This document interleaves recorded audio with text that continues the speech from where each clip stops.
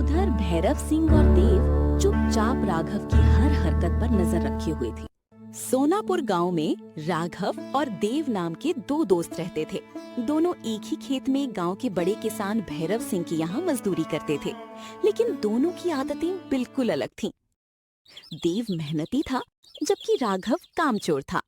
चल राघव, सूरज निकल आया है, जल्दी हल चला लेते हैं। आज पूरा खेत खत्म करना है। तू कर भाई, मैं अभी बैल बांध कर आता हूँ। दूसरी तरफ देव बिना रुके खेत में पसीना बहाता रहता है। बस थोड़ा और, आज का काम पूरा करके ही घर चलेंगे। इतनी मेहनत करके भी क्या मिलेगा? थोड़ा आराम ही सबसे बड़ा सुख है। शाम ढलने लगती है। राघव उठता है, मुट्ठी भर मिट्टी अपने कपड़ों पर मल देता है। अब लगेगा जैसे दिन भर खेत जोता है। उधर देव नहाकर साफ कपड़ों में आता है। दोनों किसान भैरव सिंह के आंगन पहुंचते हैं। अरे राघव, आज तो पूरे शरीर पर मिट्टी लगी है। लगता है बहुत मेहनत की है। क्या करे मालिक, आपके खेत हैं, जान लगानी ही पड़ती है। देव, तुझे देखकर तो लगता ही नहीं कि तूने खेत में काम किया है। मालिक, काम खत्म करके नदी पर नहा लिया था। बहाने मत बना। मेहनत करने वाले की हालत राघव जैसी होती है। देव चुप हो जाता है। भैरव सिंह रसोइये को आवाज लगाते हैं। सुनो, राघव खूब मेहनत करता है। इसके खाने पीने में कोई कमी नहीं होनी चाहिए। इसे भरपेट खिलाना। जी मालिक। उस दिन से राघव को भरपेट स्वादिष्ट खाना मिलने लगा, जबकि देव को इतना भी नहीं मिलता कि उसका पेट भर सके। अजीब बात है, जो मेहनत करता है वही भूखा रह जाता है। राघव समझ गया कि देव को कुछ शक हो गया है। उस रात राघव खुद देव के पास पहुंचा। सुन, खेत की कोई बात मालिक के सामने मत कहना। क्यों? डर किस बात का है?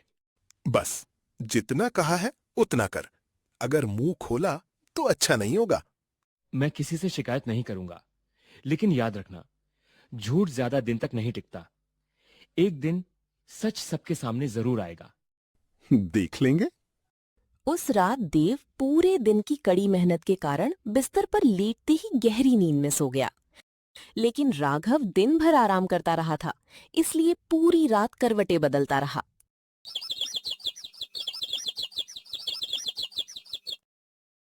अरे राघव, तेरी आंखें इतनी लाल क्यों हैं? रात भर नींद नहीं आई क्या? क्या बताऊं मालिक, रात भर मच्छरों ने जीना हराम कर दिया। आंख तक नहीं लगी। अगर ऐसी बात है तो आज से तू हवेली के पिछवाड़े वाले कमरे में रह। वहां आराम से नींद आएगी। बहुत बड़ी मेहरबानी मालिक। राघव सिर झुकाए खड़ा रहा, लेकिन उसके होठों पर दबी दबी मुस्कान तैर गई। वाह, बिना मेहनत किए रहने की जगह भी मिल गई। किस्मत हो तो ऐसी। दिन यूं ही बीतने लगे। हर सुबह राघव बैलों को पेड़ से बांध देता, फिर गमछा बिछाकर आराम से सो जाता। और दूसरी तरफ देव बिना एक भी शिकायत किए सुबह से शाम तक खेत में पसीना बहाता रहता। एक दिन हवेली की रसोई में कैसा न्याय है ये? जो सबसे ज्यादा मेहनत करता है वही आधा पेट खाता है, और जो दिन भर आराम करता है उसके लिए भरपेट खाना बनता है। मालिक, अगर इजाजत हो तो एक बात कहूं? कहो। कई दिनों से देख रहा हूं, देव सुबह से शाम तक खेत में मेहनत करता है, लेकिन उसे भरपेट खाना भी नहीं मिलता। और राघव, वो आराम से खाता है, जबकि गांव वाले कहते हैं कि वो ज्यादातर समय काम ही नहीं करता। तुम कहना क्या चाहते हो? मैं किसी पर झूठा इल्जाम नहीं लगाना चाहता मालिक, लेकिन एक बार अपनी आंखों से खेत जाकर देख लीजिए। सच अपने आप सामने आ जाएगा। ठीक है, कल बिना किसी को बताए खेत जाऊंगा। अगली सुबह भैरव सिंह चुपचाप खेत के पास पहुंचे और पेड़ों की ओट में खड़े होकर सब देखने लगे। उनकी नजर सबसे पहले देव पर पड़ी। तेज धूप, माथे से बहता पसीना और लगातार चलता हल। पूरा खेत देखने के बाद भी राघव कहीं नजर नहीं आया। भैरव सिंह आगे बढ़े। तभी एक बड़े पेड़ की छांव में राघव गमछे को तकिया बनाकर गहरी नींद में खर्राटे लेता हुआ दिखाई दिया। पास ही बैल रस्सी से बंधे आराम से घास चर रहे थे। ये दृश्य देखते ही भैरव सिंह की मुट्ठियां कस गईं और उनका चेहरा गुस्से से लाल हो गया। तो ये है असली सच। इतने दिनों से मैं धोखे में जी रहा था। उन्होंने राघव को जगाया भी नहीं, चुपचाप मुड़े और सीधे हवेली लौट आए। मालिक, सब अपनी आंखों से देख लिया? हाँ, तुम सच कह रहे थे। तो सचमुच मेहनत देव ही करता है? हाँ, वही सुबह से शाम तक खेत में पसीना बहाता है और राघव वो पूरे दिन पेड़ की छांव में सोता रहता है। भैरव सिंह ने गहरी सांस ली। उनकी आंखों में पछतावा साफ दिखाई दे रहा था। मैंने एक ईमानदार आदमी के साथ बहुत बड़ा अन्याय किया है। अब इस गलती को जितनी जल्दी हो सके सुधारना होगा। राघव और देव, तुम दोनों यहीं रुक जाओ, मुझे तुमसे कुछ जरूरी बात करनी है। दोनों चुपचाप उनके सामने खड़े हो गए। राघव, मैंने कल अपनी आंखों से सब कुछ देखा है। राघव घबरा गया। क्या देखा मालिक? ये कि खेत में मेहनत देव करता है और तुम पूरे दिन पेड़ के नीचे सोते रहते हो। राघव का सिर शर्म से झुक गया। इतने दिनों तक तुमने मुझे धोखा दिया। देव की मेहनत का श्रेय खुद लेते रहे और रोज मिट्टी लगाकर मुझे बेवकूफ बनाते रहे। मालिक, मुझसे बहुत बड़ी गलती हो गई, मुझे माफ कर दीजिए। गलती नहीं, विश्वासघात किया है तुमने। ऐसे आदमी को मैं अपने यहाँ काम पर नहीं रख सकता। आज से तुम्हारी नौकरी खत्म। अभी इसी वक्त हवेली छोड़ दो। मालिक, मुझ पर दया कीजिए, मुझे एक आखिरी मौका दे दीजिए, मैं बदल जाऊंगा। मालिक, अगर अनुमति हो तो मैं कुछ कहूं? कहो। राघव ने गलती जरूर की है, लेकिन अगर इसे अपनी गलती का एहसास हो गया है तो इसे एक आखिरी मौका मिलना चाहिए। शायद ये सचमुच बदल जाए। देव, जिसने तुम्हारे साथ इतना अन्याय किया, तुम उसी की सिफारिश कर रहे हो। मालिक, सजा देना आसान है, लेकिन किसी को सुधरने का मौका देना बड़ा काम होता है। ठीक है राघव, मैं देव की बात का सम्मान करते हुए तुम्हें एक आखिरी मौका देता हूं। लेकिन याद रखना, अगर दोबारा काम चोरी या धोखा किया तो उसी दिन हमेशा के लिए निकाल दिया जाएगा। राघव की आंखों से आंसू बह निकले। धन्यवाद मालिक, मैं वचन देता हूं कि आज के बाद आपको कभी शिकायत का मौका नहीं दूंगा। भैरव सिंह कुछ देर तक दोनों को देखते रहे। देव, आज से हवेली का सारा हिसाब किताब तुम संभालोगे। तुमने अपनी ईमानदारी और मेहनत से मेरा विश्वास जीत लिया है। धन्यवाद मालिक, मैं आपका विश्वास। राघव को दूसरा मौका मिले कई महीने बीत चुके थे। अब वो रोज सबसे पहले खेत पहुंचता, पूरे मन से काम करता और शाम तक बिना रुकी मेहनत करता। भैरव सिंह भी उसकी मेहनत देखकर खुश थे, लेकिन हवेली का सारा हिसाब किताब और जरूरी जिम्मेदारियां अब भी देव ही संभालता था। देव, इस महीने का सारा हिसाब बिल्कुल सही निकला। मुझे पता था तुम मेरा विश्वास कभी नहीं तोड़ोगे। धन्यवाद मालिक, यह आपका भरोसा है जिसे निभाना मेरी जिम्मेदारी है। उसी समय राघव भी खेत से काम खत्म करके वहां पहुंच गया। राघव, तुम भी आजकल खूब मेहनत कर रहे हो। ऐसे ही काम करते रहो। जी मालिक। इतने में गांव के 2 किसान हवेली में आए। भैरव सिंह, आपका देव सचमुच बहुत ईमानदार आदमी है। पूरे गांव में उसकी मिसाल दी जाती है। ऐसे लोग आजकल बहुत कम मिलते हैं। देव हल्की मुस्कान के साथ चुप खड़ा रहा। मेहनत तो अब मैं भी उतनी ही करता हूं, फिर हर जगह तारीफ सिर्फ देव की ही क्यों होती है? देव, आज से तिजोरी की दूसरी चाबी भी तुम ही संभालो। मुझे तुम पर पूरा भरोसा है। जी मालिक। राघव की नजर देव के हाथ में रखी चाबी पर टिक गई। पहले हवेली का हिसाब, अब तिजोरी की चाबी भी। मालिक को मुझ पर कभी इतना भरोसा नहीं होगा। राघव बदल तो गया था, लेकिन देव को मिलता सम्मान अब उसके दिल में फिर से एक नया जहर घोलने लगा था। उस रात राघव को बिल्कुल नींद नहीं आई। बार बार उसके कानों में वही बातें गूंज रही थीं। देव बहुत ईमानदार है, मुझे तुम पर पूरा भरोसा है।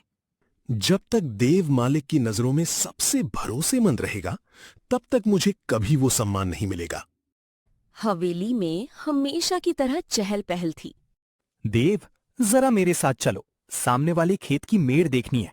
जी मालिक।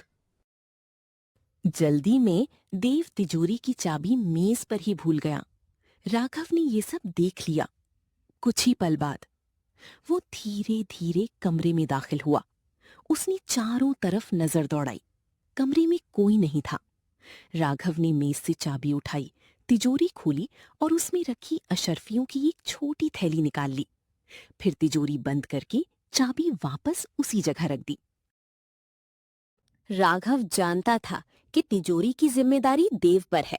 अब जैसे ही हिसाब में कमी निकलेगी, सबसे पहले शक उसी पर जाएगा। बस इतना ही काफी है। शाम को हमेशा की तरह भैरव सिंह हवेली की तिजोरी खोलकर पैसों का हिसाब देखने लगे। अचानक उनके चेहरे का रंग उड़ गया। ये कैसे हो सकता है? उन्होंने तुरंत ऊंची आवाज लगाई। देव, जरा तुरंत यहां आओ। जी मालिक, क्या हुआ? तिजोरी से 50,000 रुपए गायब हैं। देव एक पल के लिए सन्न रह गया। क्या? ये कैसे हो सकता है? मालिक, सचमुच 50,000 रुपए कम है, लेकिन मैं कसम खाकर कहता हूं, मैंने तिजोरी से 1 रुपया भी नहीं लिया।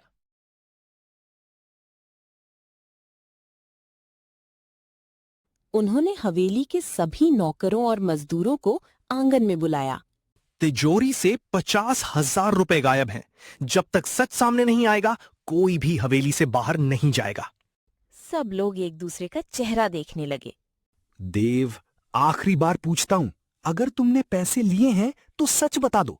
मैं तुम्हें अपनी गलती सुधारने का एक मौका दूंगा। मालिक, मैंने कोई चोरी नहीं की।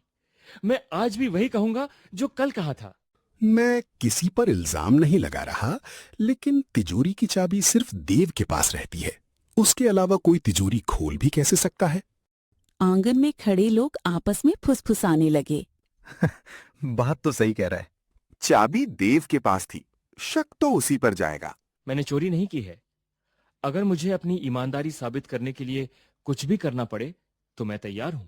ठीक है, जब तक असली चोर नहीं मिल जाता, तब तक तिजोरी और हवेली का सारा हिसाब मैं खुद संभालूंगा।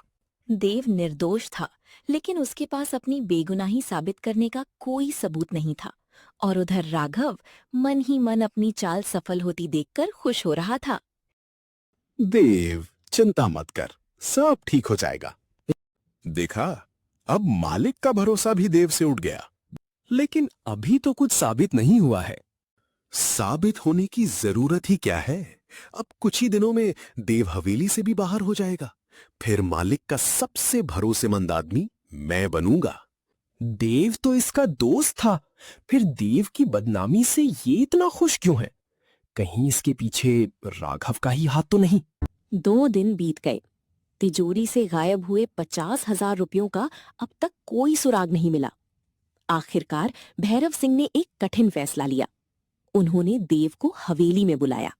देव, मैं जानता हूं कि तुम बार बार खुद को निर्दोष बता रहे हो, लेकिन जब तक सच सामने नहीं आता, मैं तिजोरी और हवेली का हिसाब तुम्हें नहीं सौंप सकता। मालिक, मुझे आपके फैसले से कोई शिकायत नहीं है। बस एक बात का दुख है कि मेरी ईमानदारी पर सवाल उठ गया। अगर तुम सचमुच निर्दोष हो, तो एक दिन सच जरूर सामने आएगा। तभी वहां एक नौकर आ जाता है और राघव की बताई हुई सारी बातें सबके सामने बता देता है। ये सुनते ही सभी को राघव पर शक होने लगता है। बिना सबूत के मैं किसी पर आरोप नहीं लगा सकता, लेकिन अब हम दोनों चुपचाप राघव पर नजर रखेंगे। उस दिन से भैरव सिंह और देव दोनों बिना राघव को भनक लगे उसकी हर गतिविधि पर नजर रखने लगे। उधर राघव को जरा भी अंदाजा नहीं था कि अब उसका हर कदम किसी की निगाहों में था। अगले दिन राघव हमेशा की तरह खेत में काम करता रहा, लेकिन बार बार उसकी नजर हवेली के पिछवाड़े की तरफ चली जाती। ज्यादा दिन तक पैसे वहां रखना ठीक नहीं। अगर किसी को मिल गए तो सारी चाल खुल जाएगी। आज रात ही उन्हें दूसरी जगह छिपा दूंगा। उधर भैरव सिंह और देव चुपचाप राघव की हर हरकत पर नजर रखे हुए थे। राघव धीरे धीरे हवेली के पिछवाड़े पहुंचा। उसने चारों तरफ देखा। जब उसे यकीन हो गया कि वहां कोई नहीं है, उसने बड़ा पत्थर हटाया और नीचे छिपाई हुई 50,000 रुपए की थैली निकाल ली। राघव, वहीं रुक जाओ। तो असली चोर तुम निकले। मालिक, मुझसे बहुत बड़ी गलती हो गई, मुझे माफ कर दीजिए। तुझे माफी नहीं मिलेगी। आज से तू इस हवेली की नौकरी से निकाला जाता है। जो इंसान अपने सच्चे दोस्त का नहीं हो सका, वो मेरा वफादार कैसे होगा? जिसने दोस्ती का फर्ज नहीं निभाया, उससे ईमानदारी की उम्मीद करना सबसे बड़ी भूल होगी। देव पूरी तरह खामोश था। ऐसा लग रहा था मानो उसे बहुत बड़ा सदमा लगा हो। वो बस चुपचाप खड़ा सब कुछ देखता रहा। देव, मुझे माफ कर देना। मैंने दोस्ती का नहीं, अपनी ईर्ष्या का साथ दिया। मुझे गिराने चले थे, खुद ही गिर गए। मेरी राह रोकने चले थे, अपनी ही मंजिल खो गए। राघव सिर झुकाकर वहां से चला गया। भैरव सिंह ने एक बार फिर हवेली का सारा हिसाब किताब देव को सौंप दिया और देव ने पहले की तरह पूरी ईमानदारी से अपनी जिम्मेदारी निभानी शुरू कर दी।